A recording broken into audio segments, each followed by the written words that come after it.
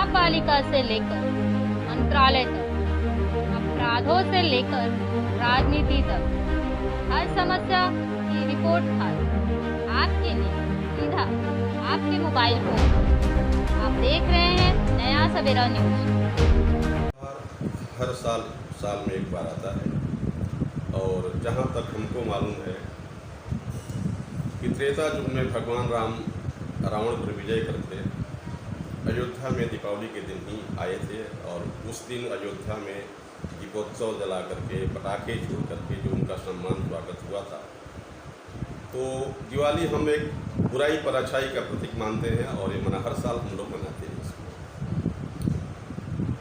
अब हम जितने भी हमारे जान पहचान के लोग हैं, मैं नेता नहीं कि मैं पूरा देश को एक ही बार शुभकामनाएँ दे दूँ, लेकिन जितने क्षेत्र के लोग हैं जिसको मैं जानता हूँ, हमें लोग जानते हैं, उनके लिए मैं भगवान प्रभु से प्रार्थना करूँगा कि हे भगवान, सबको एक अच्छा सद्बुद्धि दें और अच्छा ज्ञान दें और अच्छा कर्म करने के लिए उनके मानस में आप कुछ ऐसा कीजिए।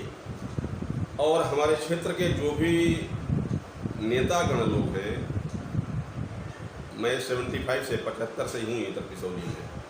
चुनाव आता है, हमारे नेता एक बार आते हैं और 5 साल के बाद फिर चुनाव के टाइम ही आते हैं और मैं वो टाइम बोलता हूँ, आप आए हैं मेरे ख्याल से चुनाव आया है क्या? तो बोलते हैं मुझे मालूम था आप ऐसा ही बोलोगे।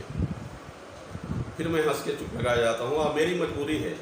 एक्चुअली मैं देखिए कांग्रेसी माइंड हूँ, उसमें कोई शक नहीं। पहले कांग्रेस था, कांग्रेस का सपोर्ट करता था, मैंने एन पांडे जी को सपोर्ट किया था। उसके बाद में कोई कांग्रेसी मेरे पास नहीं आया। उसके बाद एक बार हमारे पास एकनाथ शिंदे जी मेरे घर पे आए चुनाव के समय, शिवसेना के लोग लेके आए। मैं उनको चाय पिलाया, उनका मान सम्मान किया और तब से क्या मालूम मुझे उनके तरफ शिवसेना की तरफ झुकाव हुआ और शिवसेना छोड़ के कोई दूसरा पक्ष के लोग मेरे पास आज तक आए भी नहीं। उसके बाद एकनाथ शिंदे जी मेरे घर पे कई बार आए, चुनाव के टाइम में आते, ऐसे भी हमारी मुलाकात होती रहती है। और उनको तो मैं एक अपना पुत्र सरिका में जानता हूँ, श्रीकांत शिंदे जी, और श्रीकांत शिंदे को मैं अपना पुत्र सरिका मानता हूँ और उनको मैं दीपावली की हार्दिक शुभेच्छा देता हूँ। भगवान उनको बहुत आगे करे, लेकिन थोड़ा उनका भी फर्ज बनता है कि कम से कम हमारे ऐसे लोगों को, एक ग्रामीण लोगों में, उनका जहाँ तक सांसद का क्षेत्र है, एक बार तो गांव में, महीने में नहीं तो 2 महीने 3 महीने में तो कम से कम एक बार आना चाहिए, लोगों की जानकारी लेना चाहिए। मैंने सुना है राम राज्य में रामचंद्र जी अपने दूतों को भेजते थे, जाओ जनता जनार्दन से क्या हाल चाल है पता करने के लिए।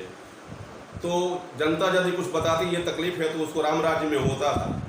तो राम राज्य का ही वो त्यौहार हम आज मनाते हैं, उसी को हम लोग उसी मनाते हैं। तो कम से कम वो थोड़ा सा बुद्धि तो हमको भी सद्बुद्धि भगवान हमको देना चाहिए, हमारे नगर सेवक को देना चाहिए, सांसद को देना चाहिए, बाकी नेता लोगों को देना चाहिए कि भाई कम से कम क्षेत्र की जनता की तरफ ज़्यादा झुकाव करें, उनका काम करें, उनका आशीर्वाद लें, ताकि उनको ज़्यादा मेहनत ना करना पड़े चुनाव के टाइम में। ऐसे तो मैं आज के डेट में मैं श्रीकांत शिंदे जी को बहुत ही मानता हूँ। उनके पिताजी तो एक बार आए थे, लेकिन बाकी श्रीकांत जी तो हमेशा मिलते रहते हैं, साल में 2 बार बाहर मिलते हैं।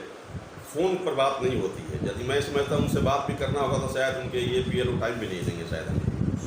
तो मेरा कुछ काम भी ज़्यादा नहीं पड़ता है, लेकिन क्षेत्र की जनता के लिए और लोगों के लिए मैं चाहूँगा कि उनका सुबह से बात बना रहना चाहिए, सुबह आशीर्वाद, और उनको क्षेत्र की जनता से हाल चाल पूछना चाहिए और जो भी समस्याएं हैं क्षेत्र की जनता की उनको करना चाहिए। यही भगवान से मैं प्रार्थना करूंगा कि भगवान उनके मन में ऐसा प्रवेश करें, ऐसा, ताकि वो हमारे क्षेत्र में आए और सबका हाल चाल ले और सब अपने क्षेत्र की जनता को खुशहाल रखें।